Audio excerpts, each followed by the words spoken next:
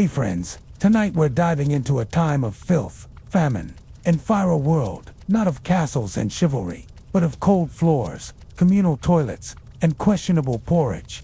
Welcome to medieval Europe. Forget the polished armor and grand banquets sold to you by movies. The truth, you probably wouldn't survive a single day. Before we begin, hit that like button and subscribe only if you truly enjoy these nighttime journeys through time. Let me know in the comments where you're watching from and what time it is for you. It's always a joy seeing our sleepy community grow around the globe. Now dim the lights, turn on a soft fan for that ambient hum, and slip into your blanket, because we're traveling back to the year 1325. Congratulations, you've just woken up in the Middle Ages. The good news, you're alive. The bad news, so are the fleas. Your bed is a straw mattress crawling with bugs, and it's stuffed with hay that smells like a barn floor, because, well, it was one just 3 months ago. No memory foam, no pillows, definitely no clean sheets. Just a scratchy wool blanket that hasn't been washed since last winter and now weighs as much as a baby ox from the grime it's soaked up. A distant church bell clangs at your alarm clock. Medieval style, loud, merciless, and guaranteed to wake the lice. 2. You live in a wooden hut with one room, no windows, and a cozy open floor plan that includes your parents, siblings, a goat, and approximately 100 domestic insects. The smell is unforgettably charming medley of old beer, sweat, wet dog, and something suspiciously moldy. No candles, no fresh air, no escape. You stretch, immediately regretting it. You're 22 years old, which makes you practically middle-aged here. Your back pops like splintering wood, and your knees sound like someone's shaking a bag of rocks in a bucket. You finally crawl out of your medieval haystack of horrors. Congrats. Now nature calls loudly. Unfortunately, there's no toilet, seat, no paper, no flush, not even a sad plunger soaking in the corner.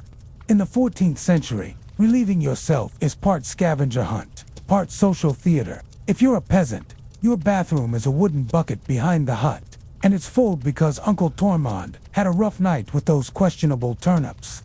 The smell is biblical. You hold your breath, finish your business, and toss it into the street. Yes, really, standard practice. You're supposed to shout an old French warning, meaning look out below. But no one moves fast enough. Streets in medieval towns double as open sewers, rivers of human waste, animal dung, and unidentifiable liquids.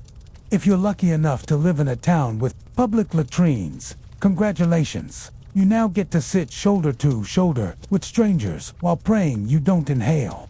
Privacy is a luxury. So is dignity. Toilet paper, not a thing. Most people wipe with straw, moss, or maybe a scrap of rag. If you're feeling fancy, you might use a leaf. Some use nothing, which explains why no one invented handshakes yet. And if you're a noble, surely it's better, right? Well, marginally. You might have a garderobe, a literal hole in the castle wall, dropping your waste into the moat. Great idea, except your enemies know this. And yes, attackers have been known to climb in through the waste chute. Talk about an unpleasant surprise. So whether you're a field worker or a highborn baron, medieval toileting is a daily ritual of shame. It's cold, it's public, it's hazardous. One misstep, and you're face first in your neighbor's leftovers. And brushing your teeth. Oh, we'll get there. But first, breakfast. You survived the bucket. Now you crave a reward, maybe. A hot breakfast. Sorry, this is medieval Europe. Nothing is hot, nothing is rewarding, and comfort is banned by royal decree. Breakfast, if you can call it that, is a bleak affair. No eggs Benedict. No steaming coffee, no smoothies. Just a wooden bowl of sludge by the fire. Welcome to your daily ration of pottage. It's a thick, soupy mix of grains, maybe some old vegetables, possibly a bean if fortune smiles upon you. It's been simmering in the same pot for days, maybe weeks. Freshness is a myth. The pot never gets cleaned. New ingredients are just dumped in on the side. A chunk of bread so dense it could be used as a weapon. It's made with coarse flour and sometimes bulked with sawdust or crushed acorns because actual wheat is too expensive for peasants. You don't slice this bread, you fight it. It wins. As for drinks, you're not sipping orange juice. You're drinking beer at 6 a.m. Why? Because the water will kill you. Streams and wells are filled with every medieval germ imaginable. So instead, you drink weak ale and alcohol, high in survival rate. Children drink it too. No one's thrilled, but at least it won't turn your insides into a plague zone. Want meat? Dream on, unless it's a religious holiday or your lord is feeling unusually generous. Meat is a luxury most peasants see once or twice a year. Fruit, only in season. Spices, forget it. A pinch of pepper costs more than you earn in a month. Salt is so valuable, it's locked up. So you chew your rock-hard bread, sip your survival ale, and try not to think about the rat that might have walked through the pot overnight. This isn't breakfast. This is medieval hazing. Now that you've been properly underfed, it's time to get dressed. Not that it'll help. Your wardrobe consists of one outfit. Just one. A rough wool tunic or linen shift that you've worn every day for months, possibly years. There's no fashion season, only mold season. Underwear, optional. If you're lucky, maybe a linen underlayer. If not, you're going commando under layers of scratchy, sweaty wool. Your clothes are stiff, stained, and scented like fermented onions. Laundry, a medieval nightmare. You'd need to fetch water from a well or stream, boil it, scrub with ashes or lye, and hope the sun appears to dry it. And shoes. Most peasants go barefoot. If you do own shoes, they're just flimsy slabs of leather with zero support. You walk through mud, manure, and sharp rocks like your feet owe someone money. Your skin hates you. You itch constantly. Fleas, lice, and bedbugs live rent-free on your body. Everyone has them, nobles, monks, children. It's a crawling, scratching, communal nightmare. You'll be swatting bugs with a spoon while chatting with the local priest, and no one will blink. Your scalp is a war zone. Your armpits are raw, and if you develop a rash, too bad. There's no dermatologist, no ointments. Just keep suffering and hope it doesn't get worse. If you're lucky, the rash won't kill you. It'll just be your new, unwanted medieval companion for the next 6 months. Congratulations now that you're fully dressed in damp wool and crawling with insects. It's time to smile. Except you don't. Because smiling in medieval Europe is a dangerous game, dentally speaking. No toothbrush, no toothpaste, no floss. Oral hygiene is practically witchcraft. Some might chew twigs or rinse with vinegar, but mostly your teeth are on their own, and they're losing. Cavities are common. Gums are inflamed. And what looks like food stains, that's decay. Sugar is becoming trendy among the rich, which means the nobles get to rot their teeth even faster than the peasants. You, meanwhile, chew hard bread and porridge until your molars cry. Toothaches are just part of daily life, pulsing reminders that something inside you is rotting. The solution, yanking the tooth out. No joke, the same man who cuts your hair might also pull your tooth out with an iron hook. No anesthesia, no sanitation, just screams and prayers. If the infection spreads, you die. From a toothache, tooth pain becomes a daily companion, throbbing and unfiltered. If you're desperate enough, you might let the town barber yank it out. Yes, barber. The same person who trims your hair also pulls teeth with iron tools that haven't been cleaned since the last bloodletting. Anesthesia, never heard of her. Infected tooth, that's not just painful, it's deadly. Without antibiotics, a simple abscess can turn septic. You might spend your final days feverish in bed, hallucinating and praying. All because you lived in a time when chewing was a higher risk activity. Now that your jaw is screaming and your breath could knock over a mule, it's time for work. You're a peasant, after all, and that means your day is just getting started. Forget offices, coffee breaks, or career goals. Your only job is survival. If you're like most people in the 1300s, you're a serf, bound to the land of a noble who might not even remember your name. You wake with the sun and stop only when it disappears behind the horizon. Your tools are simple: a wooden hoe, a rusty sickle, and your aching, malnourished body. You till the fields, pull weeds, dig trenches, carry water, all with no protection from the elements. There's no sick leave, no weekends, and no one asking how you're doing mentally. You work because if you don't, you die. Or, worse, your family does. Asterisk if you're a woman, your list of duties multiplies. In addition to field work, you raise children, cook over an open fire, spin wool, tend livestock, clean everything, and pretend your husband's lice infestation isn't spreading to your pillow. Kids start working around age 5. No toys, no school, just a tiny rake and a mountain of responsibility.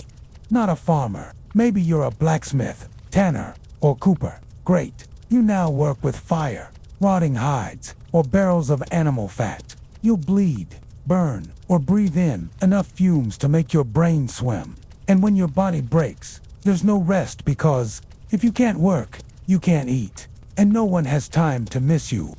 The weather is another enemy. In winter, there's no insulation. Your walls leak cold wind like a curse. You huddle near the fire in your one itchy tunic, praying frostbite doesn't take your toes. In summer, your home turns into a clay oven. There's no fan, no breeze, and the air smells like goat stew and sweat. You can't strip off layers, because modesty is land. So are sunburns and insect bites. The flies never leave. The mosquitoes hum lullabies of disease, and the work never stops. Whether your thighs are chafing into oblivion or your fingers are frozen, you're expected to show up, because nature doesn't care if you're tired, and neither does your Lord. You're drenched in sweat or shivering in your sleep, but either way, you're thirsty. Surely, some clean water will help. Think again. Water in the Middle Ages is out to get you. That sparkling stream nearby. Someone upstream probably just dumped a bucket of waste into it, or worse, a decomposing animal. Parasites, bacteria, and diseases swim happily in every drop. That's why everyone, including children, drinks weak beer, wine, if you're rich, and bathing. That's controversial. People believed washing opened your pores and let disease in. So you marinate in grime. Communal bathhouses existed, but the church shut most of them down for being sinful, and let's face it, the fun dot. Even if you wanted to bathe, it's a full production. You'd have to fetch water from a well, heat it over fire, and pour it into a leaking wooden tub. Then you'd better hope no one else uses it first or after.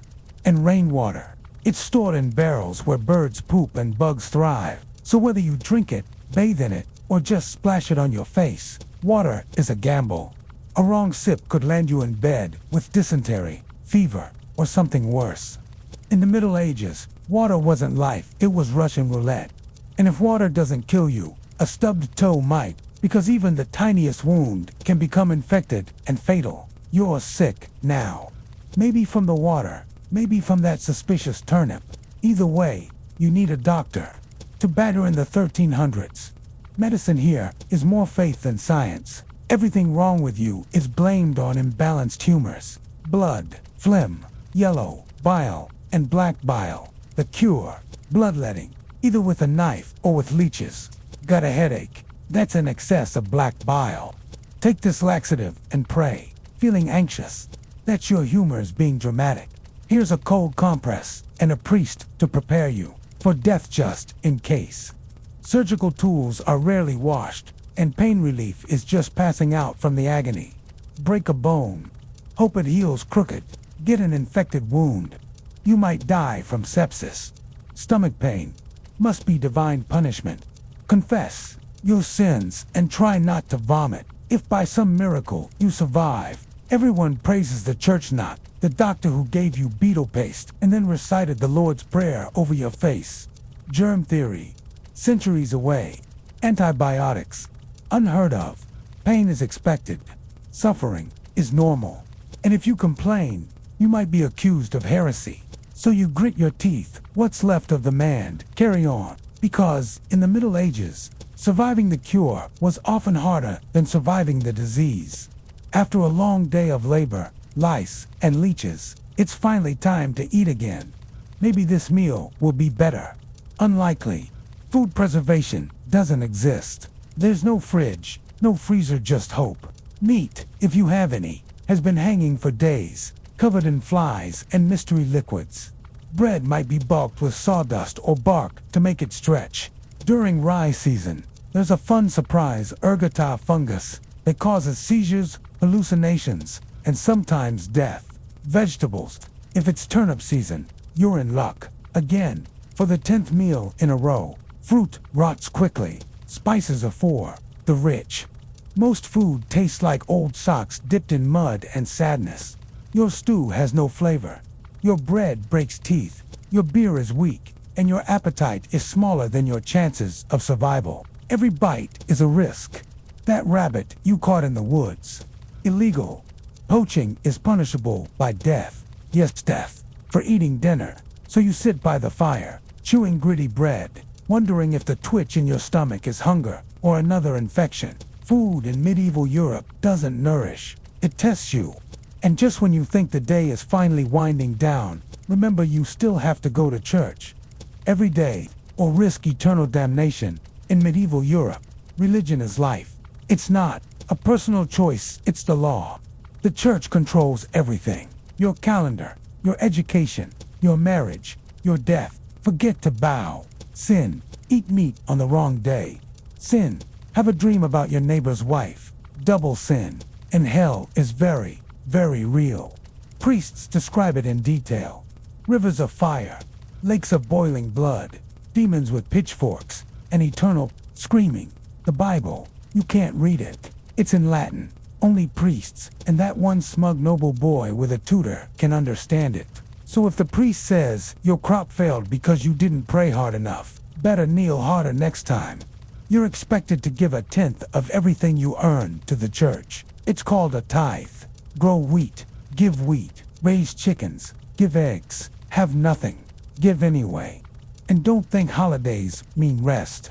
Holy days are for fasting, confessing, and repenting for sins you didn't know existed. Question the church. Dangerous. Heretics are burned. Witches are drowned. Blasphemers are whipped. Skeptics are corrected. So you play along. You bow, you chant, and you pray that your lice-ridden soul might make it to paradise, assuming the priest likes you. Because while God might be merciful, the local clergy, not so much. Think being a medieval peasant is rough. Try doing it as a woman. All the same filth, famine, and fear plus childbirth, subservience, and social invisibility. From the moment you're born, your future is sealed. Marry young, bear children, serve your husband, die tired. Education, not unless you are noble, and sent to a convent. You might be engaged at 12 and pregnant by 14. Love has nothing to do with it. Marriage is about land, alliances, and livestock. Once married, you become property. Your job is to birth sons, feed everyone, and never complain, because complaining might get you labeled a nag or worse. A witch. Being called a witch is not just an insult, it's a death sentence. Maybe you know herbs. Maybe you talk back. Maybe you just looked at the wrong person on a rainy Tuesday. Suddenly, you're being accused of consorting with the devil. That can mean drowning, burning, or being tortured until you confess to something you didn't do. And childbirth, it's a lottery. There's no prenatal care, no sterile tools, no anesthesia. Midwives try their best, but a minor complication can end the lives of both mother and child. Survive. Great now. Raise that baby while milking goats, spinning wool, cooking stew, and staying invisible. You're not a woman. You're a medieval, multitasking machine. If you're unmarried, you're suspicious. If you're widowed, you're vulnerable. If you're outspoken, you're dangerous. Even in the church, your role is limited. Nuns live under strict silence, obedience, and confinement. No authority, no independence. You obey, suffer, and vanish into the margins of history. And yet, somehow, you're expected to do all of this gracefully. In a society where men dominate everything, land, law, language, you endure in silence. Because in the Middle Ages, Being a woman isn't just harder. It's a life sentence handed down at birth, and the sentence doesn't come with mercy. Just when you think your medieval day can't get worse, here comes violence. Loud, brutal, and perfectly normal. The law, loosely enforced. The lord of the land is judge, jury, and sometimes executioner. Violence isn't a breakdown in society. It's society. In homes, on streets, in churches, at markets. Fighting is constant. Steal a loaf of bread, lose a hand, lie about something, get your tongue pierced, gossip too much. Enjoy the scolds. Bridle a spiked metal cage locked around your head. And if you're accused of something worse, heresy, witchcraft, theft, you're in for trial by torture. Trials in the Middle Ages aren't about justice. They're about spectacle. One method, trial by boiling water. Reach into a pot to grab a stone. If your hand heals in 3 days without infection, you're innocent. Spoiler, it rarely does. Another favorite, trial by river. Get tied up and thrown into a stream. If you sink, you're innocent and also dead. If you float, you're guilty and punished. Lose-lose, and if you're sentenced to death, that's entertainment. Public hangings, beheadings, burnings, cheer. Some bring snacks. Justice is just theater where pain is applause and your life is a cautionary tale. Domestic violence, accepted. Husbands are allowed, even expected, to discipline wives and children. Street fights are normal. Look at the wrong noble's horse and you might get beaten. And then there's war. Constant, unrelenting, and often pointless. Feuds between lords, religious crusades, border disputes. Someone's always grabbing a sword and marching off to stab someone else for glory, God, or boredom. Violence isn't an exception.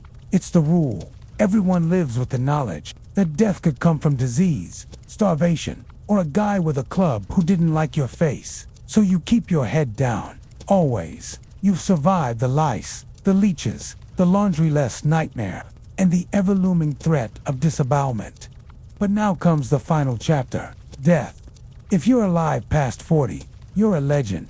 Most people don't make it past 30. Infant mortality is brutal. Almost half of all children die before age 5. Disease, hunger, or a bad winter can wipe out entire villages. If you survive childhood, adulthood is already eating you alive. Your joints ache by 25. You're missing teeth, fingers, and most of your hope. And childbirth, one of the top killers of women. It's a miracle every time a mother survives. Men aren't much luckier. Farming accidents, infected cuts, raids, crusades. Death is everywhere. Walk to the market and get stabbed by a tax collector. Or eat spoiled grain and hallucinate your way into the afterlife. And funerals. You're lucky if you get one. Bodies are buried fast to avoid disease. No embalming. No coffin. Just a shallow grave and a murmured prayer if there's room left in the churchyard. You don't retire in the Middle Ages. You just stop showing up. And no one wonders where you went. Because chances are, they're next. Life ends not with legacy, but with silence. So, how's your day been? You woke up itchy, relieved yourself in a bucket, chewed moldy bread, nearly died of thirst, worked until your spine collapsed, and prayed not to get the plague. And you did it all while sharing a room with 8 people and a goat. Welcome to a single, average day in medieval Europe. Still dreaming of becoming a knight. Think again. That romantic vision of noble warriors, fair maidens, and candlelit feasts. It's fiction. Reality was cold, filthy, unfair, and painful. The Middle Ages weren't noble. They were relentless.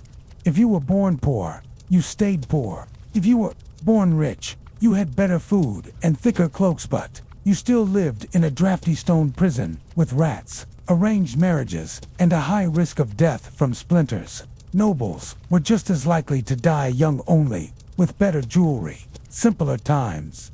Only because nothing was allowed to be complex. Everything hurt more, took longer, and came with consequences. Chewing childbirth, coughing, living meant suffering, and dying was expected. If you had a dream, you kept it quiet, because dreaming too much could get you punished or killed. And yet, Somehow, people laughed, sang songs, fell in love. They shared stories, celebrated under the stars, and raised families. Not because life was easy, but because humans are stubborn like that. Even in the darkest centuries, they carved out moments of joy. They found light where none was given. So tonight, as you sink into your clean bed, with running water, painkillers, and no threat of leeches maybe, say a quiet thank you to the modern world, and to the ancestors who braved the plague, the poverty, and the parasites so you wouldn't have to. Sleep well, you've earned it.